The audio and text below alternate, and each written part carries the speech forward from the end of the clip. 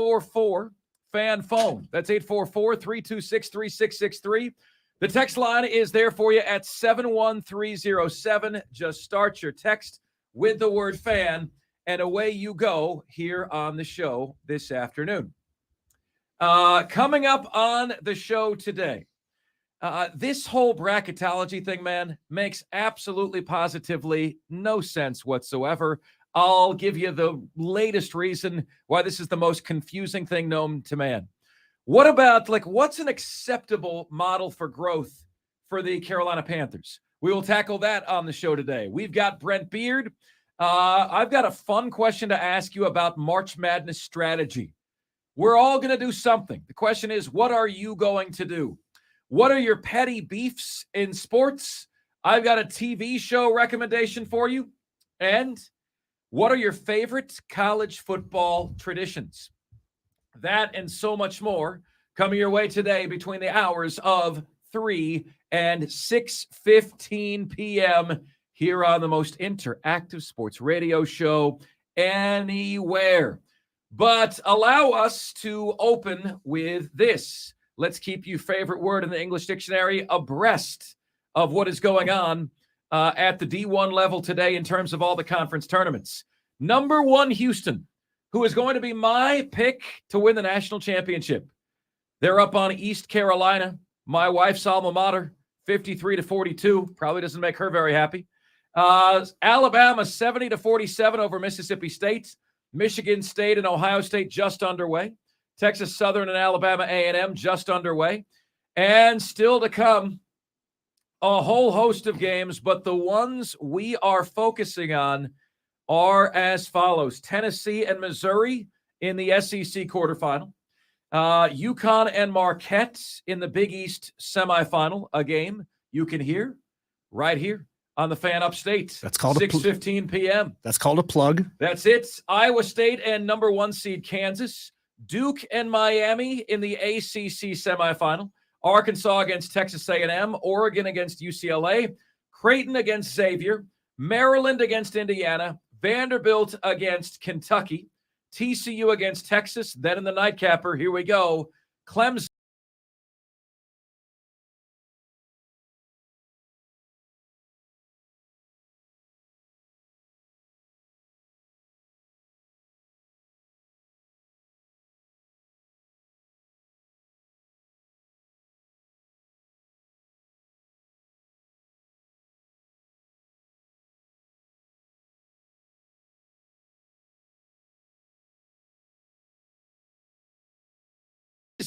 But that was only in the second half, because in the first half, it looked a little touch and go there for the Tigers for a minute. But Diesel, it was supposed to be a close game.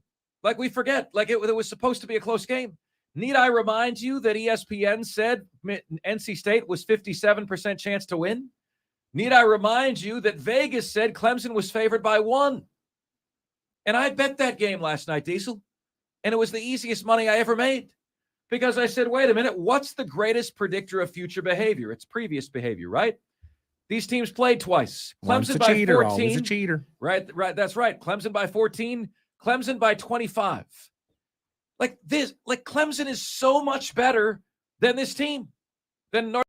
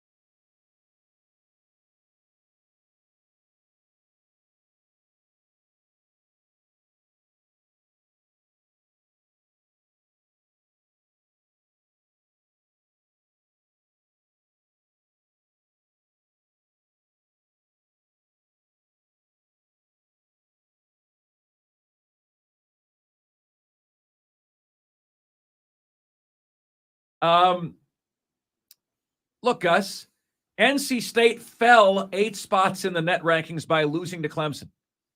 So when the two teams played last night, North Carolina State was 37th and Clemson was 61st. I'm going to need someone to explain that to me because Clemson has a better conference record and Clemson destroyed NC State both times they played. And then NC State drubs them again. Margin of victory absolutely matters in the net ranking calculation. And what had happened was NC State drops 8 spots. Clemson rises 10 spots. This system acts as though, this moronic model acts as though this was some big upset when it happens every time these teams play. Every time they play, Clemson whips that ass. And yet here we are. And Clemson is still on the stupid bubble. And Clemson got great contributions from everybody in the lineup, right? Middlebrooks on the bench. Hunter on the bench. 15 points for Shiflin. 10 points for Tyson. 15 points for P.J. Hall. 11 points for Chase Hunter. 9 points for Brevin Galloway. This was a well-rounded ass-whooping from beginning to end. From beginning to end, this was a beatdown. And the only thing that NC State had was they kept throwing the ball down to the Stay Puft Marshmallow Man Diesel, DJ Burns Jr. I don't know if you saw that. They kept just pounding the ball down to this guy. My man looks like he's got stung by a bee. He's swole, as the kids say. He'd be swole. That's all they had.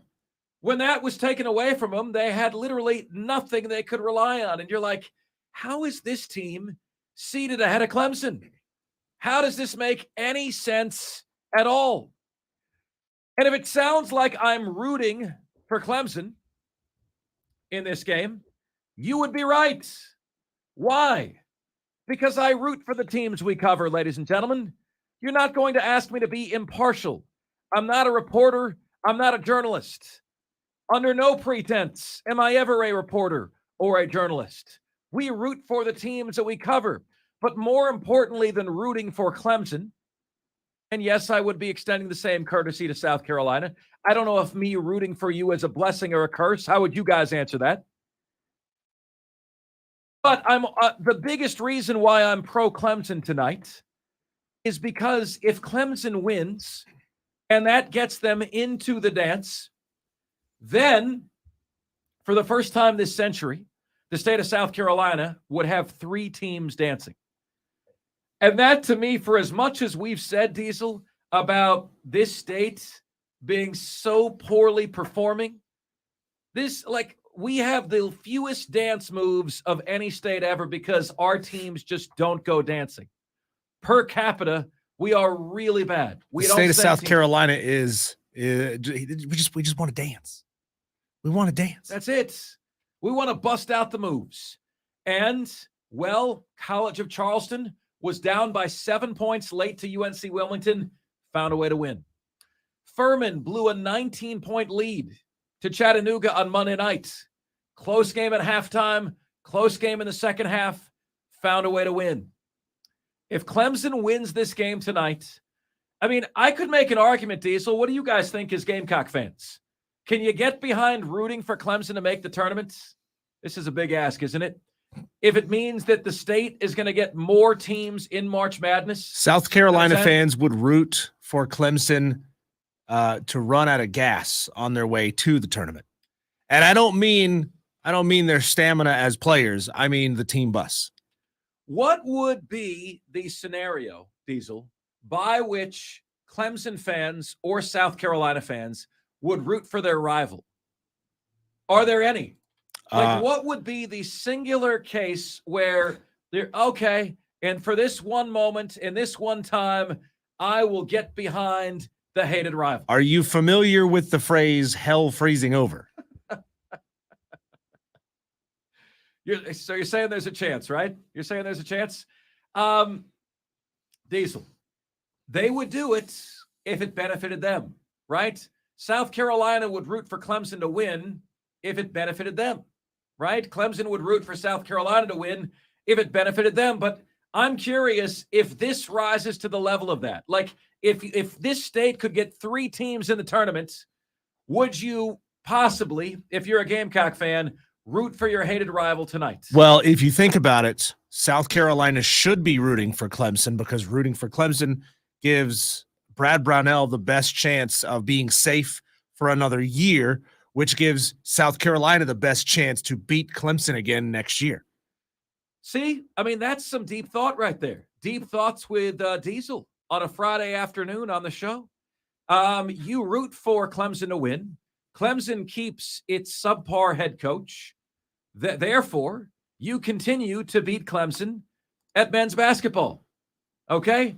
In terms of the sports and ranking the sports that you're most likely to least likely to win, you're least likely to ever beat South Carolina in women's basketball, right? What's next? Probably next is football, right? Even though you just won in that one. Then you got baseball, and then you got basketball. Basketball is your best chance other than women's basketball. Men's basketball is your best chance. Stephen Bowers on Facebook, it says, it seems like you guys want Clemson to fail and fire their coach just for something to talk about. It's weird. No, Stephen, that is a fundamental misunderstanding of what we've been saying for the last 2 days on this show. But, go on with your bad self. No, we're actually rooting for Clemson to win. We're rooting for Clemson to win. I'm sorry that you think otherwise, but we actually want Clemson to win in this thing. But we want Clemson to win long term, not short term. You know what this whole thing is going to show me, ladies and gentlemen? This whole thing and how this whole thing plays out, okay, is going to tell me whether computers are making the decisions on who gets in or people. That's it. Because the entities that hate Clemson are computers. The logical people who look at the resume and see what Clemson has done say, well, this very, very much looks like a tournament team. But the computers don't like you. And we're going to go by the computers. Have you ever, what's the worst way, ladies and gentlemen, you've ever been screwed by a computer? You ever had somebody you tried to order something and they can't find you in the system? And you're like, well, I'm talking to you right now. I exist. And they're like, well, I'm sorry, sir. Unless I can find you in the system, I can't process the order. So I am beholden to a computer, is what you're saying. You can't rely on me. You can't do this. You can't do that. We are completely beholden to machines. Be better than that. You are the tournament selection committee. Use your eyes, okay? Not just some numbers on a page. But because computers are selecting the tournament teams and not human beings, what I am going to do is I'm going to give you the most in-depth breakdown on where Clemson is and where they need to get to you've ever heard.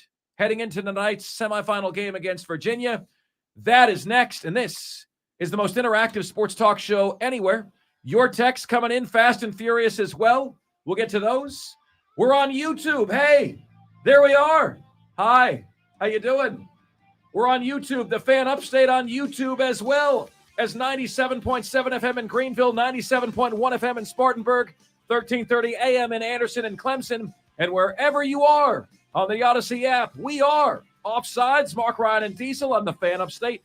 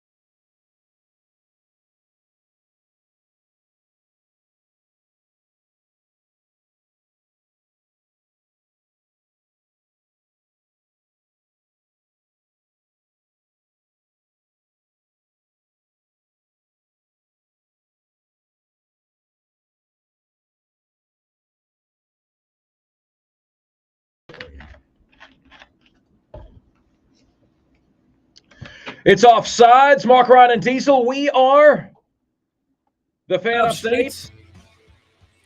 Texter says, Mark, Clemson is in now regardless. Texter, denial is not just a river in Egypt. They're not, and they're not even close. They're not in on CBS's projection. They're not in on ESPN's projection. Now, Clemson is the second team out. They've moved up from the fourth team out to the second team out. I think North Carolina, what a fall from grace they've had. From preseason number 1 to current out of the tournament. First time ever a preseason number 1 has missed the tournament completely. Michigan, Juwan Howard also out. The last 4 in on the NCAA tournament are Rutgers, Pittsburgh, Utah State, and Arizona State. The first 4 out are Oklahoma State, Clemson, Nevada, and Wisconsin. If Clemson wins today, Clemson is in the tournament. But I wanted to bring you guys into something, perhaps in part to show that we can do this, but also because I wanted to explain this to you. This is not normally a show that breaks things down. I think that's the cure for insomnia. I honestly think it's bad radio when shows break things down. Why? Because 80% of you are casual sports fans. You're not listening to hear what plays can work against a cover 3 zone. Okay? That's what coaches do. Our role largely is to talk sports with you and to entertain you. And because 80% of you are casual sports fans, like these really in-depth breakdowns are generally not great content. Now, that's not to say that there's not a niche for that on social media. There are Twitter accounts that have 100,000 followers, and what they do is break things down. But in this format, right, 80% of you are casual sports fans. But I want to go deep dive with you here, and I want to explain to you how and why I think Clemson is getting completely and totally hosed. Have you guys heard of these? And so again, like I'm starting to get antsy over here. If you see me on the YouTube, he keeps looking like, I'm getting antsy here because I'm about to go like deep dive nerd breakdown, Diesel, and it just makes me uncomfortable. The way you're looking over at that screen right now is the way you look over your shoulder when you're in Columbia, South Carolina. That's also trying to walk the streets like, who's that guy? Why is that guy staring at me? Looking all around. But Diesel, I'll be fully honest with you.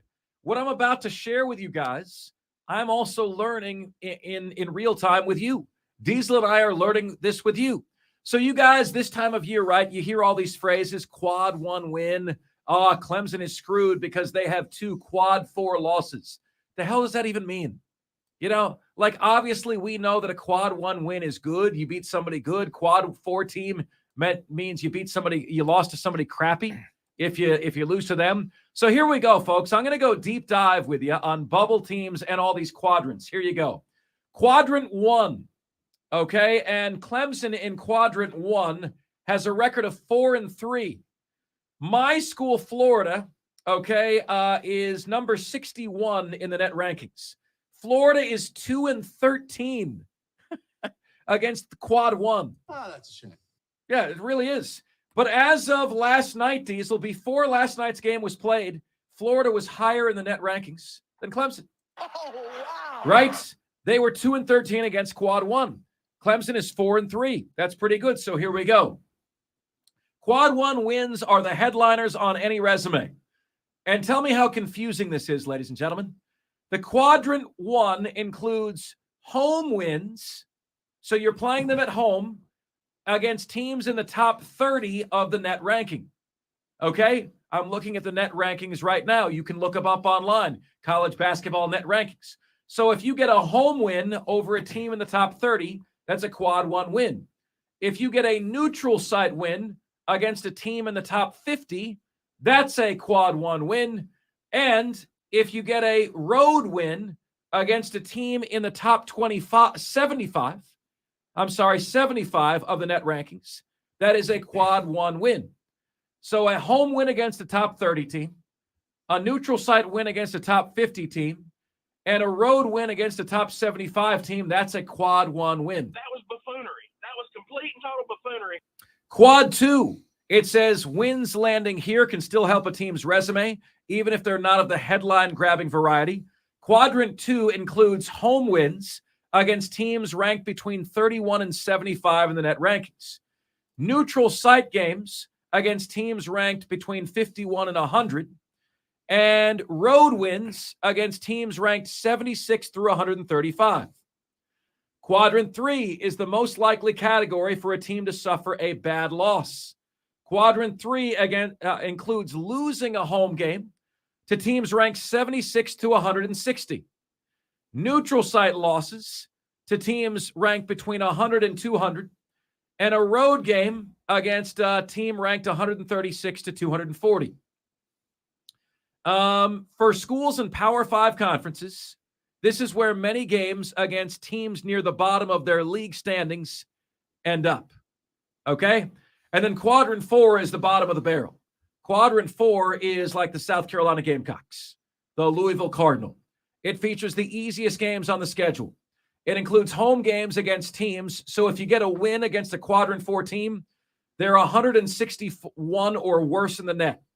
Road wins is a team 201 and worse in the net.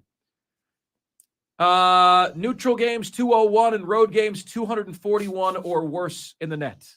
Okay, so like they vary them up. It's not, it's like, oh, are you a quad 1 team? Well, it depends on whether you're playing at home, neutral side, or on the road, right? Easiest one to remember is quad 1.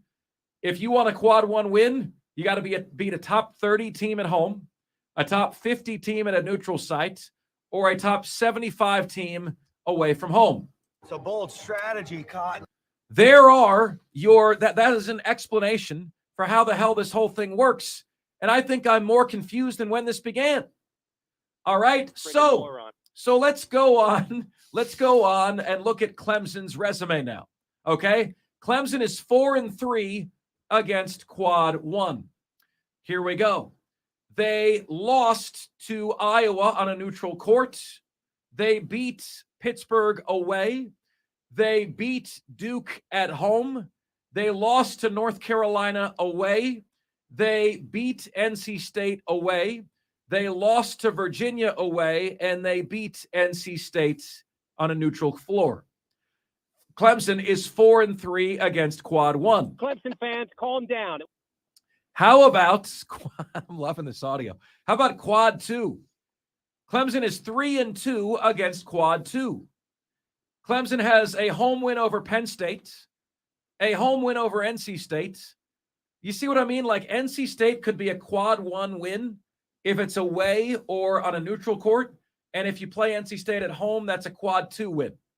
They have a quad 2 win over Virginia Tech. They have a quad 2 loss away at Wake Forest and a quad 2 loss at home against Miami. How the hell is Miami quad 2? I don't get that. I don't understand that at all. Oh, because Miami is 34th in the net ranking. You have to be 30th to get the quad 1 win. Quad 3, let's just look at the quad 3 losses because that's what's hurting Clemson here. They have a quad 3 loss away to South Carolina. Bum, bum, ba-dum, barrel. They have a quad 3 loss away to Boston College. And then this is really the issue. This is really the thing that's bothering Clemson right now. They have 2 quad 4 losses. Clemson doesn't blow out a lot of teams not named NC State. But Clemson got blown out by Loyola of Chicago by 18 points. Not only does Clemson have 2 quad 4 losses, but they've lost by double digits in 2 quad 4 games. And yesterday, we had on Austin Mock from The Athletic, and he said, anytime you lose a quad 4 game, you're going to want to focus on this if you're a Clemson fan. Anytime you lose a quad 4 game, the committee takes 2 wins off your total. So Clemson has 22 wins. They've lost 2 quad 4 games. The committee looks at them like an 18-win team. Boom, out of here. An 18-win team is boom out of here. An 18-win team is firmly on the bubble. Clemson lost to Loyola of Chicago on a neutral court. Loyola of Chicago is valued as the 268th best team in America. There's consequences for your actions. Clemson lost to Louisville away by 10 points. Louisville is ranked as the 316th best team in the country. How many teams are there in America, you ask? Division I. I'm so glad you asked. Here we go. There are 363. Clemson lost to the team ranked 316th. Louisville out of the Power Five. So then you ask yourself, ladies and gentlemen, okay, well, I still think Clemson should be in. But where are they compared to the other teams that are around them or just ahead of them on the bubble? The last 4 teams in: Rutgers, Pittsburgh, Utah State, Arizona State, Oklahoma State. Clemson is the next one out. So Oklahoma State is the first team right now out of the tournament, according to bracketologist Joe Lunardi. Clemson is the second team out. How does Clemson stack up in these different metrics? Clemson has a higher net ranking, 51, than Arizona State and Pitt. Both of them are in the tournament. Okay? Clemson has a higher net ranking. Clemson against Quad 1 and Quad 2, and this is where I think it's bogus, Diesel. Clemson is being penalized because they have fewer Quad 1 and Quad 2 games than other teams. In Quad 1 and Quad 2, Clemson is 7-5. Rutgers is 10-9. Pittsburgh is 7-9. Utah State is 10-5. Arizona State is 9-10. And Oklahoma State, they play in the best conference in college basketball, the Big 12. Oklahoma State is ahead of Clemson right now in the projection. They're 10-14 in Quad 1 and Quad 2 games. Well, it's just strength of schedule and strength of record arguments. I mean, you shouldn't get credit for having a good record, not a great record, but a good record against a weak conference. So, or a weak schedule. So the ACC has been really weak this year. Probably what has helped Clemson achieve 22 wins, 23 wins now. But they wouldn't have achieved 23 wins if it hadn't been for a weak conference. So they don't get as much credit for winning those games. Look, I look at it, Diesel. I look at this outside looking in, and I say the same thing that I say about college football. Why are you penalizing teams for things outside of their control? It's not Clemson's fault that the ACC isn't better. So then you look at what do they do in the out-of-conference schedule, in the non-conference schedule. They played number 25 Iowa. They lost, but they played them. Played Cal. Played Penn State. Okay? Played Richmond. I'm not going to say the non-conference schedule was world beater. Okay? But they did have Iowa, Cal, Penn State in the non-conference schedule. Richmond in the non-conference schedule. They're in there, right? And so it wasn't a joke of a non-conference schedule. But Oklahoma State has played twice as many Quad 1 and Quad 2 teams as Clemson has. All right? So Clemson, you've got, in my opinion, 6 teams competing for 4 spots. And Clemson right now is 6th out of 6 teams. But they've got a better net ranking than Arizona State and Pitt. They have a better winning percentage against Quad 1 and Quad 2 teams than Pitt and Arizona State. Okay? Pitt, in terms of bad losses, has a Quad 3 loss and a Quad 4 loss. Arizona State has 1 Quad 4 loss. All right? 1 Quad 4 loss. So Clemson is being hurt by the fact that they have this year, Clemson does, they've got more bad losses than anybody else does. More bad losses than anyone they're competing with. Well, Mark, you've argued here that you want the eye test, that you want more of the eye test in college basketball, but it's impossible to push more and more of this onto the eye test. You just literally cannot watch that many basketball games across the entirety of Division I. We're not talking about FBS where it's 130 teams. We're more than doubling the number of teams here, and we're more than doubling the number of games that each team plays in a given week. You're usually playing 2 to 3 games a week versus 1 game a week. You have to let the computers do this. You have to let the analytics do this. Sometimes the analytics kind of screw you. Sometimes they get it wrong, but they do tweak these analytics to try to correct some of these minor issues year over year. You just can't watch that much basketball. However, there should be a human element to be able to say, all right, we've got this team and this team. Who do we like the best?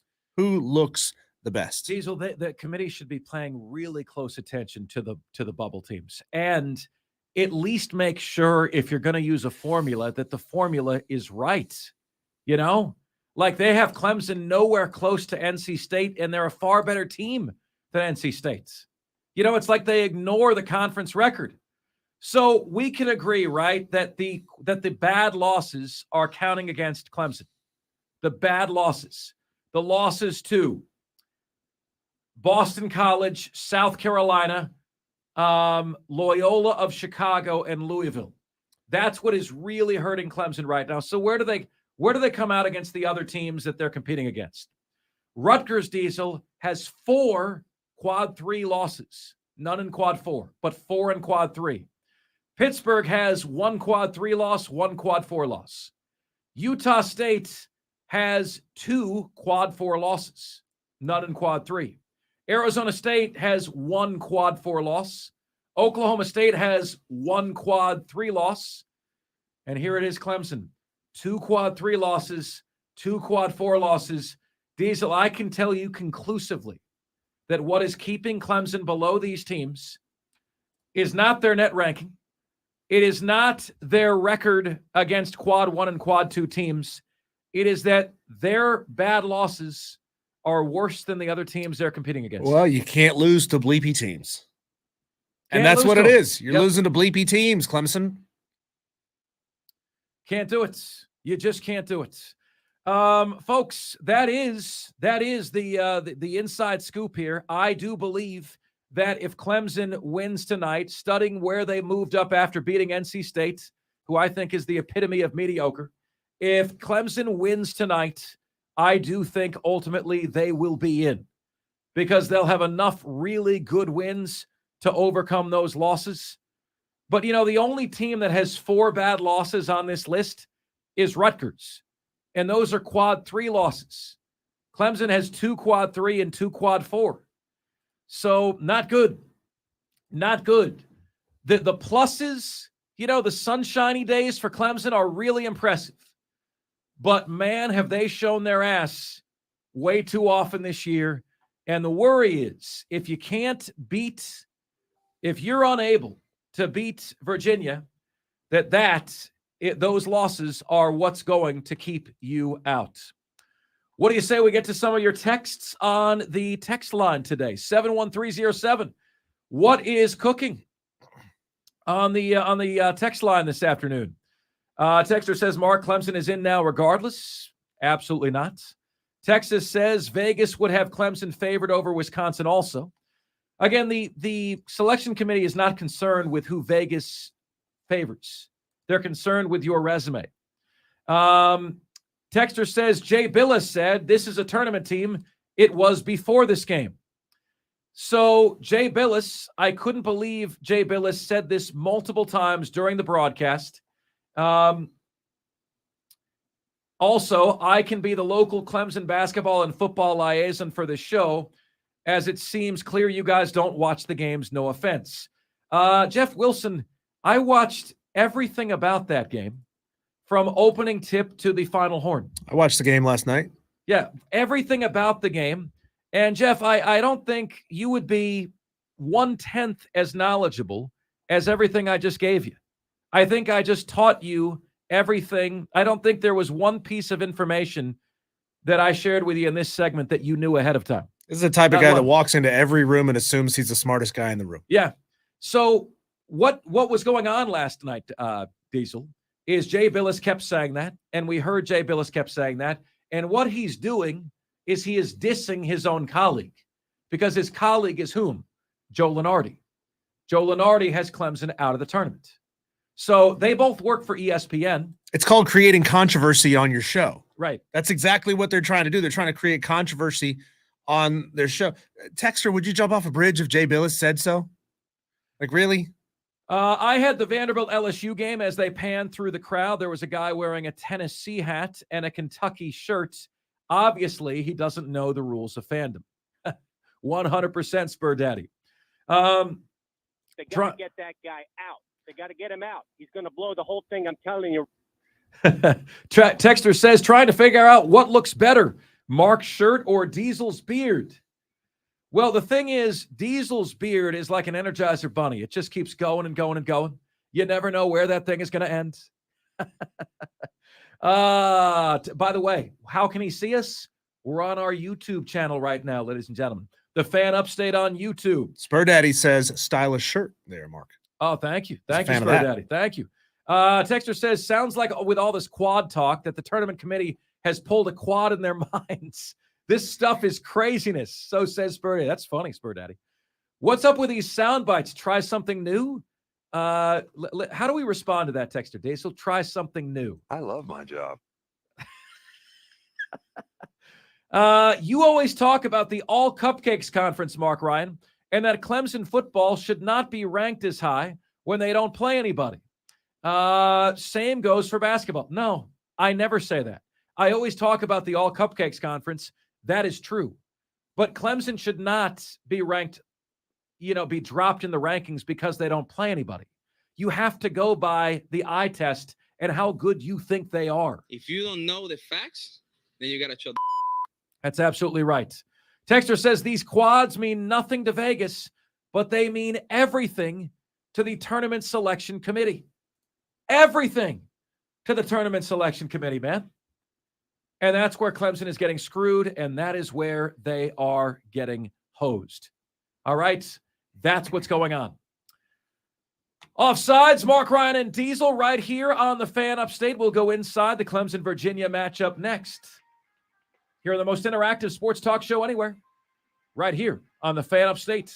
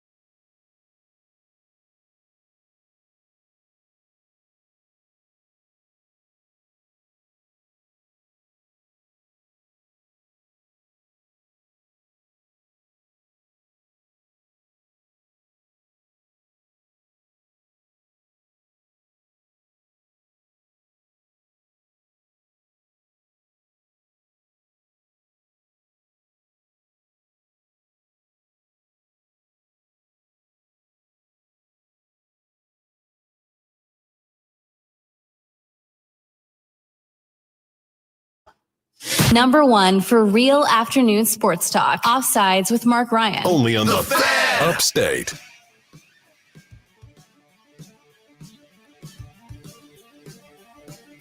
You know, Diesel, we did that topic yesterday. What in sports makes you explode, a la Fred VanVleet? It's the know-it-all guy in the crowd, in the audience, that acts like, why does he not have your job? Well, I know actually, so much more than you. Actually, it's because dude, start your own podcast. Yeah. If you think you're so much better, if you think you know so much more, start your own podcast.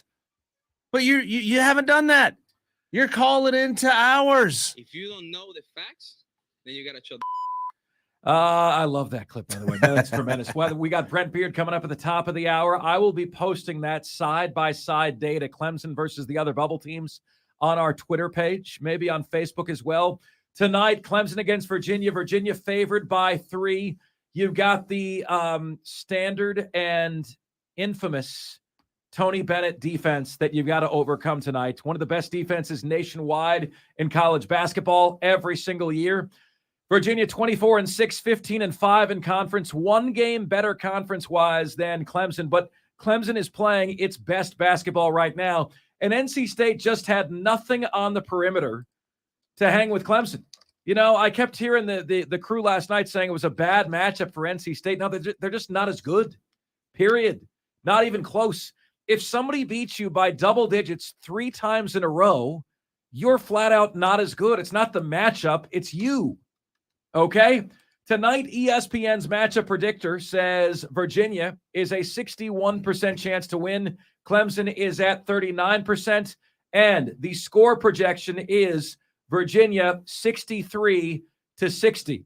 So what is going on here? Because Clemson averages 76 points a game.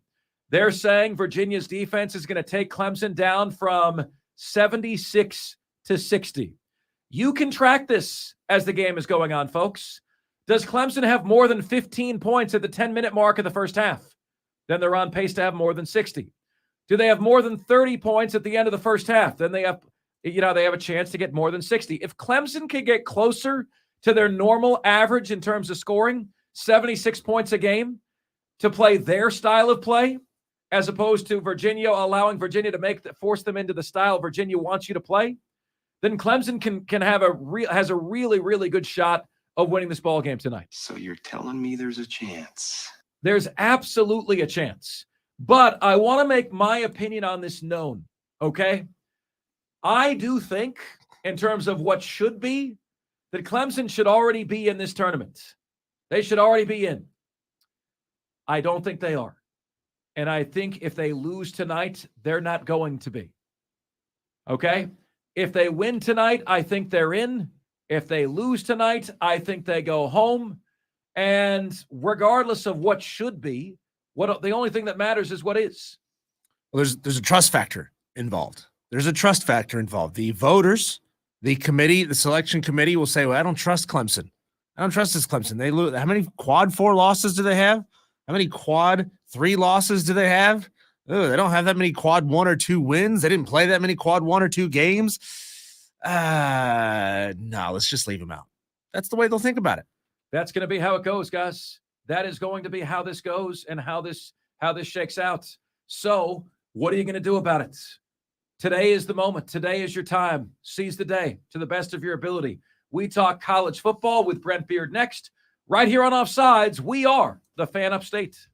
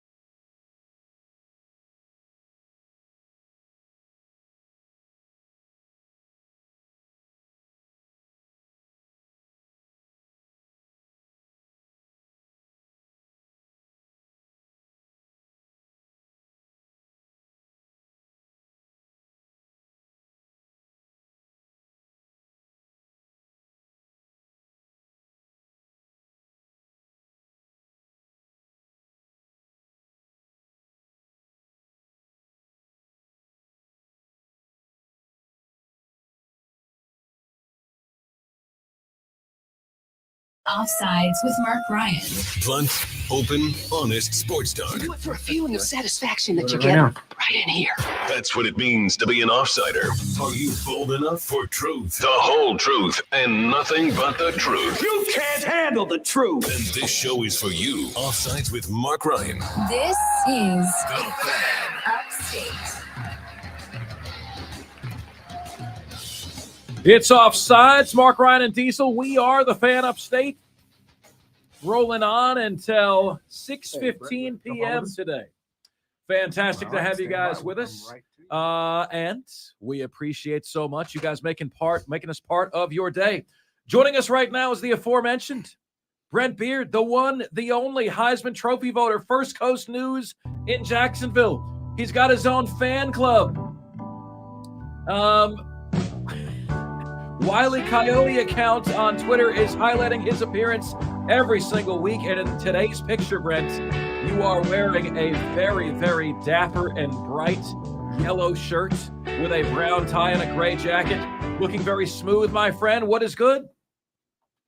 That is a television picture, as a matter of fact. I appreciate that. Very much appreciate the folks who listen. But look, let's be honest. They are listening for the regional and national star that you are, and they want to know what Diesel's wearing too. So I mean, you put all that together, and the three of us, I understand why people are tuned in. Brent, 90% of my wardrobe has the words Amazon Basics on it when I order it on the internet. So, but hey, I make basics look good. If the three of us walked into an establishment, Brent, there would be whiplash going on, okay? And and at least one person wouldn't be laughing at us, okay? At least one. All right, so there we go. I think we would do very, very well together. Brent, you and I have talked before about the fact that attendance in college football kept dropping. I think it was, 6 years in a row that attendance at college football games dropped. This last year, it increased by 5%. Now, that would seem to be a huge number and really good news for the sports, although I need you to explain to me what is this 5% better than? If it's 5% better than pandemic years, what I want to know, are these numbers better than what they were pre-pandemic? What can you tell me? I believe these numbers were better than what they were last year, basically. And again, I know that's not a tremendous amount. And I give credit to Dennis Dodd, who is where this came from. But you just had such a decline for so many years in a row. And look, even in the article, the interesting thing is there was no real one factor as to why this may have happened. I mean, I think there were some guesses. Maybe tickets are easier to get. That you've got alcohol that is being sold at stadiums. That people have realized. Also, Georgia, Ohio State, Michigan, all in the playoffs. All those with the some of the bigger stadiums.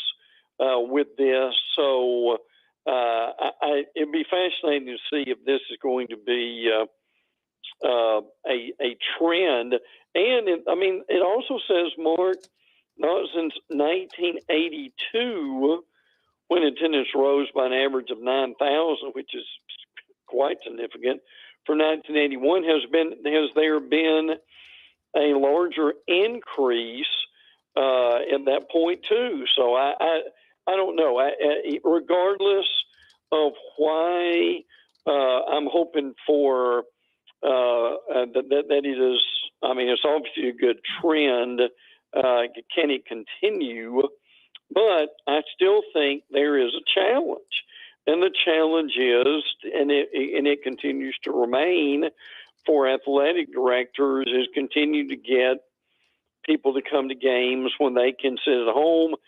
Big screen, refrigerator, couch, and what goes along with that. Mark, can this continue? I don't know. I hope it can. Brent, we talked about this yesterday. Brad Crawford, in his 35 best college coaches in college football, he listed or ranked Jim Harbaugh a spot better than Dabo Swinney. Now, looking at individual factors in a vacuum, why is he right? Well, I'm not sure that he is. Frankly, I mean, I get the fact that they made the playoffs recently, but at the same time, there's some rings at Clemson they don't have at Michigan. I mean, look, that's one of those articles that's fun to look at. But I give Harbaugh credit. He stayed. They certainly were good last year. Will that continue? I think it's possible, but I could see Clemson with the resurgence too. Brent, I'd like to be selfish here for a minute and ask you a question about Florida. Is there any hope at all that Florida could be any better than mediocre this year? Because I was saying to Diesel the other day, I'm not sure I've ever entered a season as a Florida fan or as a fan base as a whole, Brent, with less hope or optimism. Now, we don't know that Billy Napier isn't the guy. Many of us, self-included, have hopes that he is. But if this team was mediocre with Anthony Richardson, and now Anthony Richardson is gone, he's going to be a top 10 or 15 pick, and Graham Mertz is in, who has been nothing but mediocre. Like, do you see anything but like a best case scenario of 7-5 for Florida this year? I think that's possible. Frankly, I mean, that what I understand, and again, it's spring, and I have heard from some media this week to talk to a media friend who was there, and there's certainly, I mean, it sounds like baseball spring training. Frankly, everybody's in a good mood.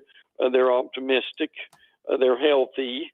They think the passing game could be better with Mertz, who I understand has been very accurate in practice, which is something they really haven't had. I mean, Jack Miller's there too, but we also know that Jack Miller didn't get much done either, particularly in the bowl game. I mean, they're going to be kind of who they were, that they're going to have good running backs behind a pretty good offensive line. If they get anything out of the passing game, is going to be important. My stars, the defense has got to be better, frankly, and I think the Armstrong guy that's coming from Alabama and Southern Miss is a good pickup along that way. Huge game again with Utah that's coming off the bat, probably on a Thursday night. So I don't know. I mean I think that's possible, but I mean the people I talk to, and I'm curious if you have too, is it's just taking him a while to get the kids in there who want to be there.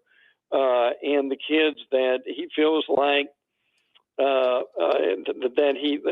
that can give a more consistent performance. I mean, we won't know that until the season, but and what I'm not trying to tell you that they're going to be 8-4, 9-3, because I don't think that's going to happen.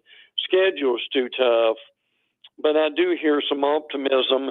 But I'll couch it, Mark, as it's probably typical optimism we'd hear during the spring. Brent, what non-head coaching hire do you see making the biggest impact this year? Non-coaching?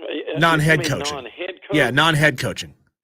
I look, if they can do something, the guy I just mentioned, the Armstrong guy who's the defense coordinator at Florida, could make a real impact too. I mean, this guy, I know he's only 29, but I mean, what he did, and I know it was Southern Miss, I get that, but I mean, they were in the national rankings in some of the stats.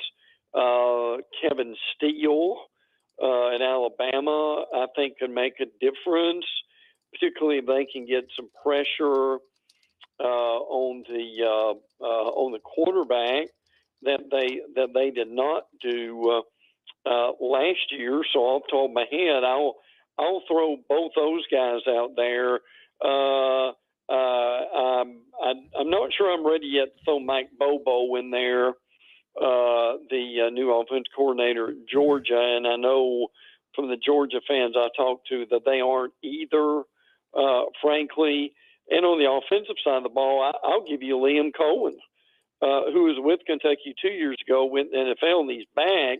And they've got Devin Leary there now. He's got a pectoral muscle, but he could make a big difference. He was just a really good fit at Kentucky and did a really good. I know it was Will Levis and Chris Rodriguez, but at the same time, I think they'll be much better this year as far as on the offensive side of the ball, particularly if they can get the offensive line straightened out. What evidence do we have, Brent, that Tennessee is anything more than a one-hit wonder? Oh, I don't know if we've gotten much, frankly. I mean, you've got Joe Milton that is back, but can he do anything close to what Hendon Hooker did? Jalen Hyde is gone. Cedric Tillman is gone. Byron Young on the defensive line. Jeremy Banks. Those guys are gone. I know they, along with Milton, I know they love Nicholas Lavalia, the five-star quarterback who is coming in. But look, I think that's a legitimate question. Frankly, I mean, they struggled last year defensively.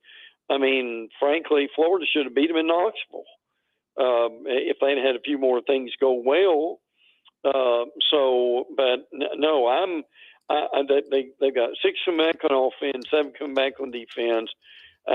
They're optimistic, they're excited, and all that. But that's still not going to win you a championship. Practice starts on March the 20th, but they're absolutely, Mark, there are no guarantees that they'll have another 11-2 this coming season.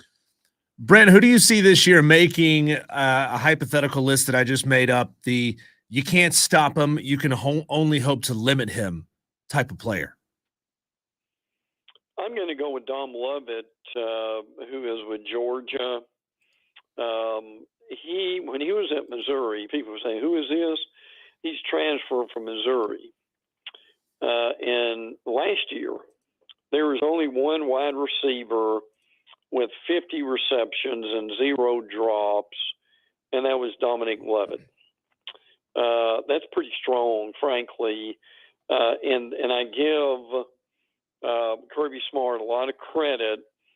He got Lovett and he got Ra Thomas from Mississippi State, who, by the way, was cleared this week from his legal issues. So both those guys could, frankly, make a real difference with that too. So I'll give you both of them that could. I think both those guys can make a real impact with that going on too. So those guys can be very good. Watch for Jahem Otis at Alabama on the defensive lines. I mentioned the Kevin Steele a few minutes ago. Otis, who a lot of people may not have heard of, came in. Anyway. Okay. Came in at 417 pounds. He'd been to the ice cream truck a few times. Now he's lost 100 pounds. He's at 316. Look, I don't care who you are. If you lose 100 pounds, you got to be better, don't you? I would think so. If you got 100 pounds to lose, my man. Brent, so let me ask you this. We were having a debate yesterday. Kirby Smart, Nick Saban, best coach in college football. I said, to me, it's still St. Nick because you can't supplant somebody after only 2 years. Now, if he does the three-peat, Brent, it might be hard for me to keep Kirby off the perch, but I think Nick Saban has done enough for me where two great years from Kirby Smart, you can't do enough in 2 years to supplant St. Nick. Best coach, who gets your vote? Saban does. I mean, look, it's to me, the ring's the thing. And when you've got that many, he's still the GOAT, frankly. And may we all be as smart and successful as he is when we're 71. And it's not that he's forgotten how to coach. I mean, people need to remember they lost 2 games last year on the last play of the game, or they would have been in the playoffs and could have won it again. I mean, could they beat Georgia? I don't know. But I mean that, and I mean Kirby's got time on his side, and 3 would be amazing. But I'll tell you right now, I would probably put them in the playoffs at this point for another reason, because of the schedule. I know you've talked about it, but if our listeners haven't done it yet, they need to look at that Georgia schedule. I get it that they were supposed to play Oklahoma, but that game did not come through. So at this point, look, they very well may go through the season and not really get tested. I mean, Florida could, Auburn could. There's 1 or 2 others on that schedule, but there aren't many.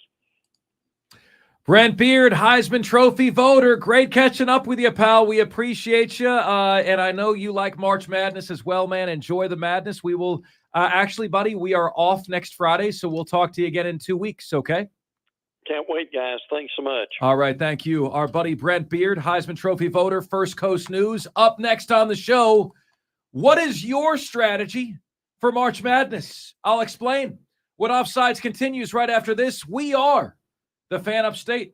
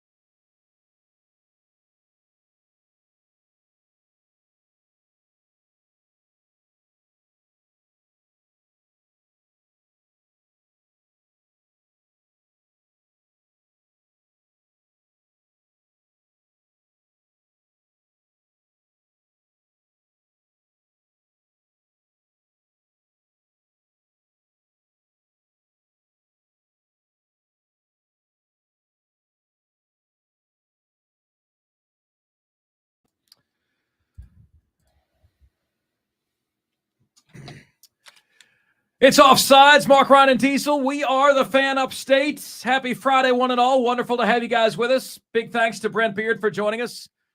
There's a guy named Nick Perkins on Twitter who is getting lambasted because he just writes in capital letters, "This is March."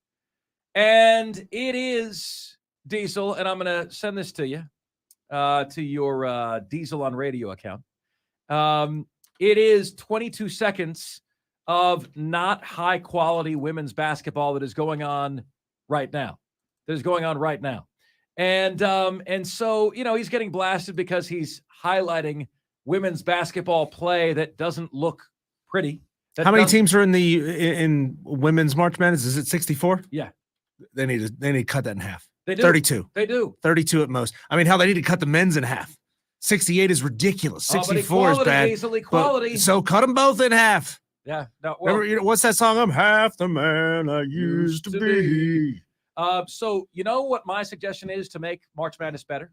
It's to cut the teams, because then, Diesel, what you have is a regular season that really means something, right? You cut the teams from 64 to 48, then the games mean something. You're watching games that really and truly matter. But I don't think posting a video of bad basketball is misogyny or bashing women. You don't think this guy would do that if men were bricking layups left and right? He wouldn't say, "This is March." It's up to you not to play god-awful basketball. Hell, I saw a lot of people posting super cuts of really bad basketball from Kendrick Perkins after his take the other day. Oh, yeah. Just airballing from the corner. Getting picked. Bricking free throws. Dude, you know what he was? He was big. That was his skill. I'm shocked we didn't play it yesterday. We had audio of Molly Karam having to read a statement from ESPN in regards to Kendrick Perkins' assertion that guys like Nikola Jokic only win the MVP or win the MVP because there's a large percentage of white guys who are voters, and white guys are going to vote for white players. And Molly Karam had to read a statement from ESPN. Now, the bad thing about that was, and it's good and bad at the same time. It's good because with comedians coming out and saying enough with the woke stuff, with actors coming out and refusing to apologize for jokes and gags that they did in movies in the past that were fine at the time, but then a couple of years ago they decided they weren't cool. They're all refusing to apologize for this, with JJ Redick finally standing up to Kendrick Perkins, which you don't do if you're face to face. You only do it when you're remote and over the phone. But look, ESPN had to come out and make this statement and say, well, here's the thing. Here's the list of voters. It's not as Kendrick Perkins says it is, but they were unwilling to patently shoot down what Kendrick Perkins had to say. They framed it as a retraction. They framed it as a correction of the facts that someone said, not we don't stand for somebody like this making statements. We don't stand for baseless accusations of racism, right? Isn't that what they needed to say? And they didn't. They didn't, because that continues to happen over and over and over and over again. And people are able to make claims of racism without any recourse. Yeah, why is a guy like Kendrick Perkins allowed to make racist statements like that on ESPN national television with impunity? Why is he allowed to do that? And I think it has something to do with the fact that, slavery and the history of slavery. So it's like, Diesel, that, it's viewed as acceptable because of what happened 100 years ago. And so there's this looseness with an accusation of racism is a serious accusation, right? And I don't think people should be able to do that, to make that accusation without facing the consequences, without retribution. I want your opinion on this, ladies and gentlemen. A texter says, I like your show. I listen to it every day. Love the Top 5 at 5. You guys do talk down to your listeners a bit more than you should. I enjoy a good, intelligent debate. Unless I jump off Jay Billis's bridge, I'll keep adding to your number one radio show. Do you guys feel like we talk down to you, the listener? Or do you feel like you're part of the party? You're one of us? Like we will punch more than other shows do. You know what I mean? Like we'll punch more. We will get into a debate with you. You punch us, we punch you. But, I don't know how things are perceived, nor do I know how things come off. But I know the intent, right, is never to have it sound like you guys are, like anyone is beneath us, because that's not what Diesel and I feel, right, at all. You can't be the most interactive sports show anywhere if you feel like your audience is beneath you in some way, right? Like neither one of us feels that way at all, right? We have confidence in what we do. We feel like we're good at what we do. We feel like there's not a lot of people out there who could do what we do, right? I think that is fair to say. But, like it's not as serious as someone accusing racism, of course. But when somebody says you guys talk down to your audience, to your listeners more than you should, I don't recall really doing that. I might come at a person individually, right? If they're acting like a know-it-all, I might come at you, but collectively as a whole, do you guys feel like we talk down to you in any way, shape, or form? 71307 is where you can get to us on the text line. We're living in a media landscape where a lot of people feel like it is okay to talk down to the host of the show. Texters do it. Callers do it. Posters on Facebook do it. They say some pretty awful things. So, Texter, I just wonder, do you believe that it doesn't go both ways? Look, we have to adhere to rules of professionalism. That's how we keep our jobs. If we said some of the truly repugnant things to listeners that our listeners say to us, we would be fired. But listeners can't be fired. Tweeters can't be fired. Commenters on Facebook cannot be fired. So they don't have those restrictions. We do. We have to keep it as professional as we possibly can. So are we not allowed to respond in kind as best we can? Are we supposed to sit here and take it, or are we allowed to punch back? That's one thing that's different about both you and I think, Diesel, is like this is both for the radio audience and what happens to us on social media. I punch back. And I know that sometimes management wishes that I wouldn't, but you're not just going to come and take a drive-by shot at us and have me not respond. You remember, I was thinking about Charles Barkley the other day. You remember, Diesel, back in the day when Charles Barkley threw somebody through a bar window? And he was asked why, and Charles Barkley said, "You're not going to throw a drink on me. You're not going to do that." And like at some level, Diesel, if you and I were somewhere, like a level of disrespect, I'm not somebody that just takes that. Like Charles Barkley said, "Yeah, you throw a drink on me, I'm going to put you through a window." And that resonated with me. You don't get to come by and take pot shots at us. And I think there's this feeling that like when you're in the media, you're just supposed to be this good, wholesome person who doesn't speak badly and doesn't use foul language. The hell with that, man. I'm just like you guys. I'm just like you. Yeah, the terminology that the kids use today, Mark, is bleep around and find out. And that person who threw a drink on Charles Barkley bleeped around and found out. Yep. And I guarantee you that person never threw a drink on an NBA star again because he bleeped around and he found out. Yeah, I don't think he liked what he learned, Diesel. I don't think he liked what he learned upon finding out. Texter says Steve Nash is from South Africa. Dirk is German.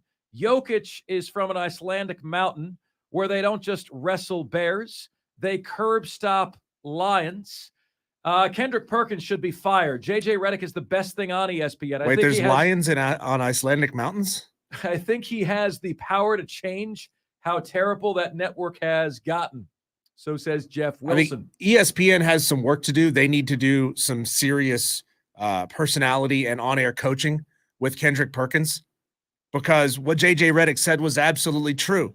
He said the culture of this show confirms what we're allowed to get away with. The culture of that show is adversarial. It is chippy. It is a good thing for callers and hosts on that show to say controversial things. So it slowly but surely ramps up, gets more controversial, gets more chippy, gets more controversial, gets more chippy, and then it becomes unwatchable. It becomes unwatchable when the ratings start to fall because enough people have had enough of that stuff. Then ESPN has to step in and get involved and teach their hosts professional ways to be on the air. Texter says, I say get a minority to join the convo. Happy to do it. Texter says Perkins should have been fired. Had it been JJ instead, social media and all media would have been crucified or would have crucified him. Yeah, like it does feel like if the shoe was on the other foot, JJ would have been in big trouble, right? So there is a double standard, right? There is a double standard. I'll never forget this, ladies and gentlemen. I've never shared this with you guys on the show before. As a student at the University of Florida, I had a class. It was called International Relations, and the teacher was a guy by the name of Ethel Anthony Henderson, and you had to give him some sort of military greeting whenever you walked into class, and everyone was sarcastic about it, right? And like I dropped his class after he said this. He said that a certain group, right, and there's many groups that have been oppressed, but he said a certain group has a right to be racist because they've been oppressed. And I said, I'm dropping this class. And I dropped it that day. And I said, like, how is this guy teaching college students saying that a group has a right to be racist because they've been oppressed? And I said to my friends in the hall, I said, I haven't oppressed anybody. You know, like I've been as loving and as kind and as open to everybody. Nobody has a right to be racist. Nobody. Okay? I'm surprised you didn't take that to the dean of the department. Yeah, I could. Who does this professor think he is? By the way, that was Julius, who is calling us from Greenville last week, I guess, and you may remember this call. You may remember this text. He said he agreed with 10% of what you say, Mark. He said, now you're up to 12.5. So you're doing something. You're doing something. Thank you for the call, good. Julius. Man, that's good stuff, Julius. I appreciate it, buddy. Let's see here. Texter says, that's weak sauce. The texter saying, y'all talk down to us. Sounds like dude may have a little wokeness going on. You guys are fair. So says Spur Daddy.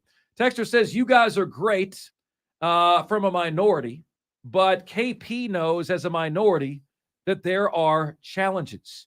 100%. I was going to text regarding your list of top coaches yesterday, but chose not to because I didn't want to be talked down to as you react to me via text. FYI, I have never texted something disrespectful, but I felt a condescending response. Still love the show. So there is one person that agrees with the other guy that says he feels like we have been condescending. You didn't text because you expected a condescending response? He expected a condescending response. So you didn't get a condescending response, but you're still upset. He was anticipating one. You're anticipating one. That's on you, buddy. That's on you and your soul. Yeah. And by the way, guys, to disagree with you is not to be condescending, okay? But just so you know, like neither Diesel nor I feels like we're better than anybody. We feel like we're good at what we do. I hope that you feel like you're good at what you do, okay? But we don't you can't be as interactive as we are and thumb your nose at don't forget for 1 second that the reason this show has been successful is because of how you guys have responded to it. It's not me. It's not Diesel. We try to do our best to entertain you, but the way that you guys have responded, we owe our success to you. So that's not something anybody who looks down on their audience would say or feel, right? Texter says, shut up and stick to sports. Just kidding. I agree with you guys. Respect should be a two-way street. You are entitled to your opinion and freedom of speech, but doesn't mean there aren't consequences that come with it. Amen, Texter. Texter says, I saw Rajai Davis at a bar once, and drunk me said, man, you are really small. he looked me up and down and told me to go F myself. I bleeped around and almost found out. I don't think you are too tough on your audience. The only time I change the station is when you try to stir up Clemson or USC fans. Boom, out of here. I do like the show and have listened for years. This guy Texter, drives me crazy. I've got to talk Clemson and South Carolina. Like we understand that's always the number one hit. And so what I do is I just give my opinions on Clemson and South Carolina, and that naturally stirs up the audience. It naturally does. My opinion stirs you up. I don't ever set out to say, man, you know what? Like, let's piss them off today. That's never the goal when the show begins. I have nothing to add. We provide content. People react to it. Let's see here. Mark, don't listen to the pansies. Just get a grip, would you? Okay. Okay, guys. I appreciate all the kind words coming in. Yes. We got Stephen Webb on our YouTube stream. Thank you for checking that out. By the way, YouTube, search The Fan Upstate. We're there doing a live video right now, which is going to run for about another 20 minutes or so. It says, what the hell is up with all my fellow soft Clemson fans? I mean, speaking truth shouldn't make you mad. Mark is right. Just go win the bleeping game. We're talking about Virginia being a must-win game tonight, and nothing else matters. So we got a texter on here that says he changes the channel on Rob's show. And we've had quite a few texters lately saying, why can't I be more of a professional like the Rob Brown show? That was buffoonery. And so when you get both fan bases who think that you're in bed with the other fan base, and when you have a lineup of shows, half of whom say, I like your show, I turn the channel when the other guys are on. The other half say, I like the other show, why don't you guys be professional like them? What that tells you is that you have a good lineup of different flavors. But you ain't bona fide. Fortunately, there's not one way to do this. There's not, you guys make me aware, by the way, that the Rob Brown show and this show disagree on virtually everything. Like, otherwise, I wouldn't know that, right? But there's a lot of times, like, you'll put stuff in our feed, and I'm like, good God, like, we literally disagree on everything. I'm not hearing what they're saying. You know what? We're getting ready for our own show. But it's crazy how that works. I promise you that's never planned. Like, it's never planned for, like, Rob to have a take and me to come on this show and just say totally the opposite thing. That's never planned. That's never discussed. Okay, my friends, I have $1 million question for you on March Madness, and we'll get to it next, right here on the most interactive sports talk show anywhere. It's Offsides. Marc, Ryan, and Diesel, and we are the Fan Upstate.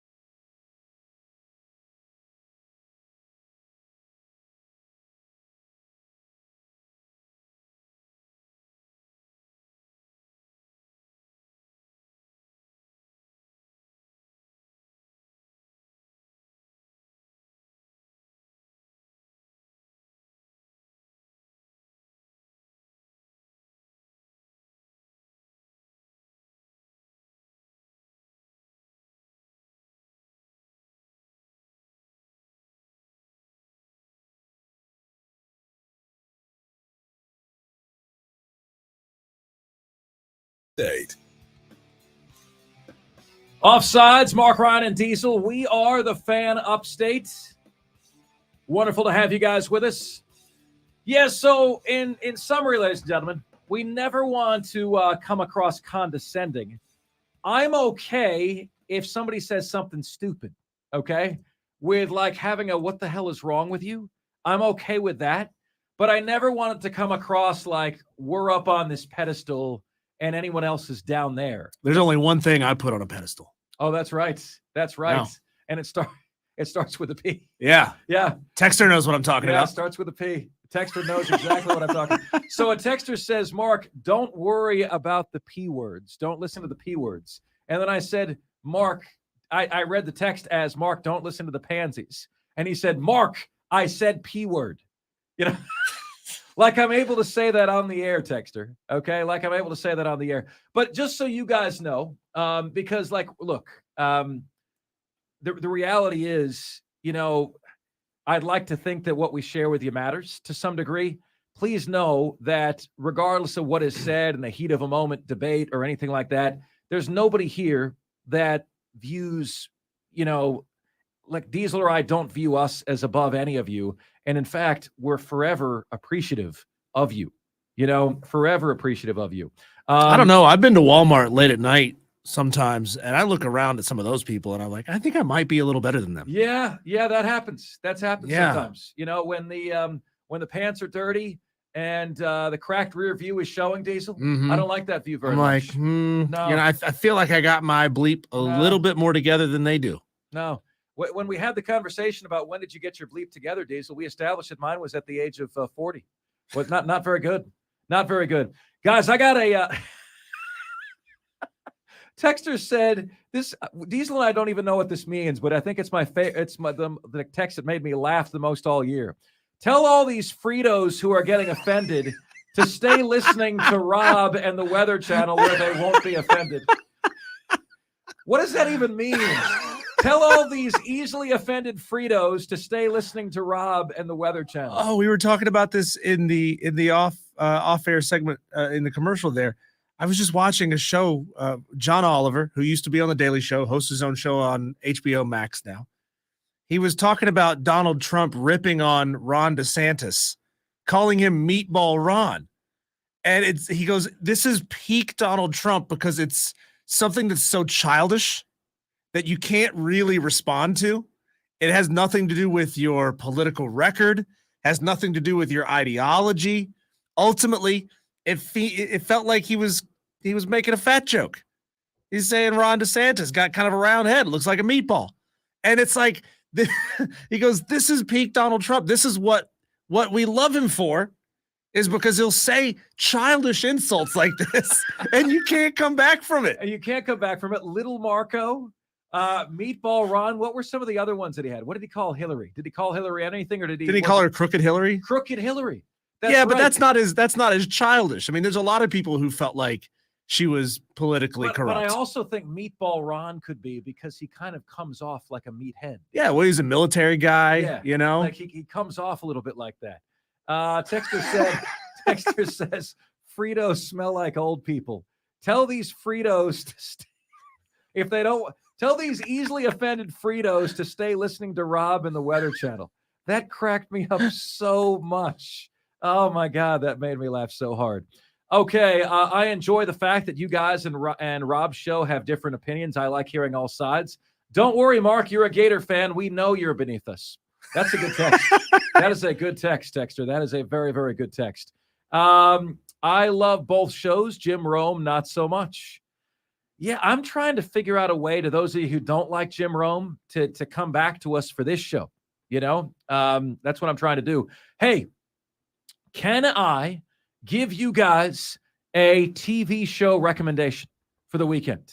Okay. I want to give you guys a TV show recommendation. Diesel, your job is to watch it. I don't want any excuses. Your dog ate your homework. Your job is to watch it. Okay. It is called Physical 100 and it is on Netflix. And it is one of those, like Japanese imports, but it's all these physical challenges for teams, right? And they start with 100 people, all from physical backgrounds, MMA fighters, karate champions, and it's whittled down through challenges to one. Okay, it goes all the way down to one. I watch MXC instead. I like that show. I don't know what that is. Most Extreme Elimination Challenge. This show is awesome.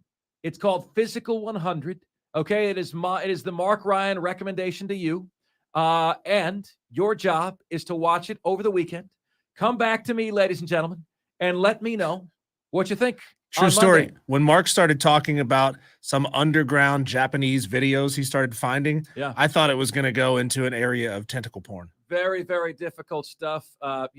We're in danger of Diesel busting out his hentai collection here, and we got to make sure that doesn't happen. Got to make sure that doesn't happen. And he says he called Kim Jong-un Little Rocket Man. Remember that? That is so funny. That is so funny, man. That is so funny, man. That cracks me up beyond words. Those are actually really good. God forbid, what would Donald Trump name yours truly and Diesel? But before you respond, make sure that our egos can handle it, okay? Like what would Donald Trump call Diesel and I? Separately, individually, or as one? Okay? Marky Noodles. I think Marky Noodles would be a good one. Where is MXC? Oh, stop. Marky Noodles. What is MXC? Where do I watch MXC? MXC was featured on some kind of odd cable channel, but it was a Japanese team building competition show that they then overdubbed with American subtitles to make it extra funny. And they had stupid events where, most people would fall into a big mud puddle, instead of jumping into a nice clean swimming pool like the American versions of some of these challenge shows do. They would like Wipeout. If you ever watched Wipeout, it's like Wipeout, but a much, much, much, much lower budget version. So instead of a nice clean swimming pool that you would get knocked into if you didn't complete the challenge, it would be a really filthy, muddy pond. Okay. Yeah. Okay. Well, I can't watch it anymore. Are they still making episodes or no? I'll bring you the DVDs. I don't know where you would find it. But it ran for like 5 or 6 years because the TV show that it was based off of ran for like a decade in Japan. So they had a ton of material to use. Texter says he would call you Mark Lyon. That's not true, Texter, because I'm like Jim Carrey in the movie Liar Liar. I cannot tell a lie. Texter, I think he intended to say I would be Mark Cryan and he would call you Diesel Unleaded. Okay, which is pretty good. Ren and Stimpy. It's not kid friendly. Gator Knight says it's on Spike TV. It's also on Prime Video. MXC. You got to watch it. MXC. Dorito Diesel is the name for you. Dorito Diesel. But only Cool Ranch. I don't eat the nacho cheese. We got Top 5 at 5 coming your way next right here. This is the funniest text I've ever said. Tell those easily offended Fritos to go back to listening to Rob and the Weather Channel if they don't want to be offended. That cracked me up so much.